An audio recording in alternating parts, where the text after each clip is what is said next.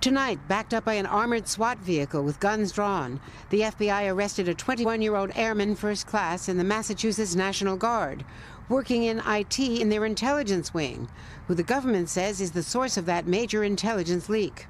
Today, the Justice Department arrested Jack Douglas Teixeira in connection with an investigation into alleged unauthorized removal, retention, and transmission of classified national defense information.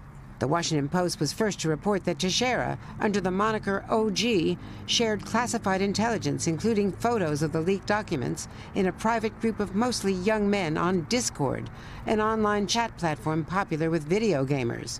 The Post spoke with an anonymous member of that chat room, populated by gun enthusiasts who frequently shared racist memes. I don't think that there was a goal nor some sort of accomplishment that he was looking for in sharing these documents. Of course, there's some anti-government sentiment.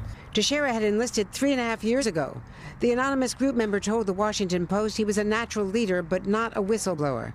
OG was not hostile to the U.S. government. However, he had disagreed with several occasions, such as Waco and Ruby Ridge, and thought that the government is overreaching in several aspects. There was no heavy Snowden-like conspiracy here, like some people may believe. The leaked intelligence was online for months, with photos of classified documents visible for weeks. Some of it was in public. Right. Clearly, the administration was slow on the uptake. How was it not discovered? And how is it that an individual like this could have the access that they did? In Ireland, President Biden downplayed the impact. I'm not concerned about the leakages, and I'm concerned that it happened. But there's nothing contemporaneous that I'm aware of that is of great consequence. According to the New York Times today, one of the leaks reveals broad infighting inside the Kremlin over the scale of their casualties in Ukraine. And the Washington Post is reporting that the U.S. expects the war to continue into next year.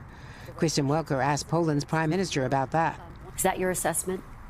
I think so, too, because Russia has huge and vast natural resources, human resources. Now the Pentagon is reviewing who has access to top secrets. We do have stringent guidelines in place for safeguarding classified and sensitive information. This was a deliberate criminal act, a violation of those guidelines, and if there are any areas where we need to tighten things up, we certainly will. And Andrea, how does it happen that a low-ranking National Guardsman has access to so many of our country's secrets? Lester, that is exactly what the House Intelligence Chairman told me. They are going to be asking at an oversight hearing, as well as why they're not monitoring social media more effectively. Whatever Teixeira's motive, the Attorney General indicated he is now facing serious charges under the Espionage Act, and that means he could face very serious penalties if he's convicted.